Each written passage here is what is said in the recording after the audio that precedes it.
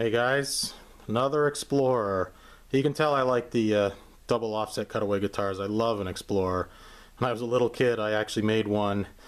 It looked like the ZZ Top guitar. It was white and it had the black and yellow ZZ up in the neck, and it was just made out of, pine boards and stuff from my dad's wood shop, and I used to do the air guitar thing on that. But yeah, I love the Explorers. So this one here this one began life as Hondo, believe it or not. This is a Hondo revival, I believe, something like that. But this is ash. This is an ash-bodied guitar, and I've owned some of the Ibanez Lawsuit Explorers. The late '70s, very early '80s Lawsuit Explorers that were made out of ash. The Eddie Van Halen guitar that he cut down that became the Star guitar. Ricky Medlock from Blackfoot, and he's in Leonard Skinner now. His original guitar is one of those Ibanez Lawsuit guitars. And Alan Collins, the original guitar player from Skinner, his guitar, Ibanez Lawsuit guitar. Anyway, this one, I can't say with 100% certainty. I'm sure there's someone out there that knows more about them than I do.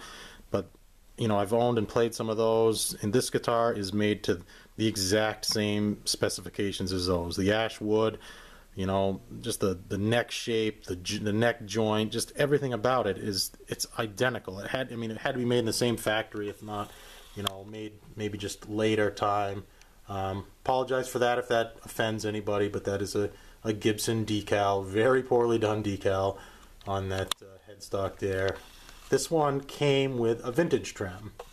So I had a good friend of mine, excellent luthier, route this thing out for a Floyd Rose, and he routed the shelf there. It's got the top mounted screws. No need to go through the neck on a guitar like this. You weaken up that neck joint, and he routed it out down here. Now normally I detest a recessed Floyd Rose, but for this guitar, due to the neck angle, the Floyd had to be recessed a little bit. It's still blocked. It won't it only decreases pitch. It only goes down. It won't go up. There's a block. If you look, you can see there's a block under there. But this has a very shallow neck angle. Not steep at all.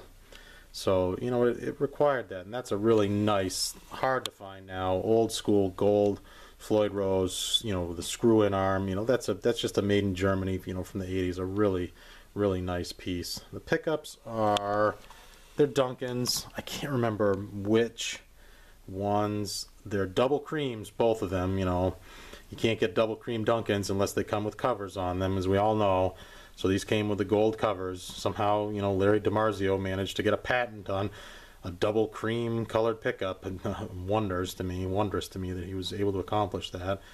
But these are both double creams under there. I was going to maybe use them for another project, what have you. But look at how close that bridge pickup is to the Floyd. It's got a different sound. Not quite as powerful and responsive as I would like it. Not as ballsy as I would like it to be. But it still sounds great. It's a good, straight ahead rock and roll guitar.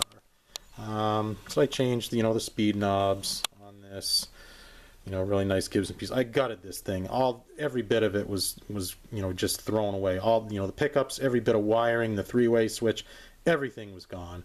It was a real Grovers up there, real nice gold Grovers on there. Real Switchcraft jack there. All new wiring. And I don't remember if I used the Gibson pushback wiring with the ground on the outside of it or not, but quality wiring, quality input jack, everything. There's something to be said for these Japanese guitars. I did this one already, the Jabs Explorer, and my King Kelly down there.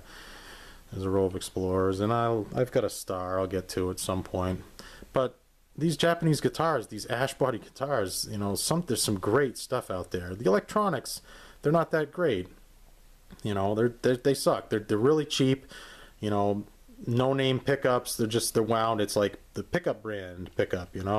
So just ditch all of that stuff. And a guitar is a guitar. If it has a good setup and good frets, and this one did. I think I tinted that fretboard. It was pretty light colored rosewood. I think I used the old Stu Mac fretboard black tint on it. You can hardly see the dots on it anymore.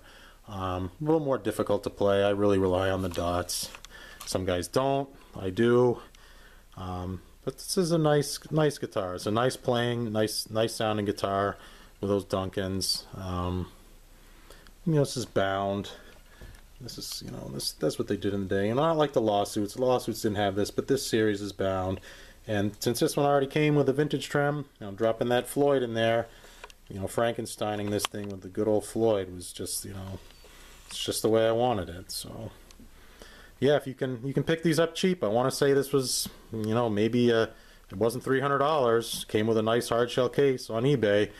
I've seen a couple of them since. I think people are starting to realize what they've got and that these things are, as good as those Ibanez lawsuit guitars, and the prices are starting to creep up. So, if you could pick one up, you get one for $2, $3, $4 now these days.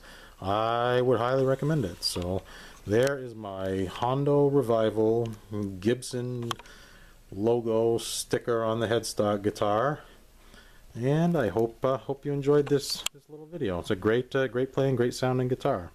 Thanks for watching.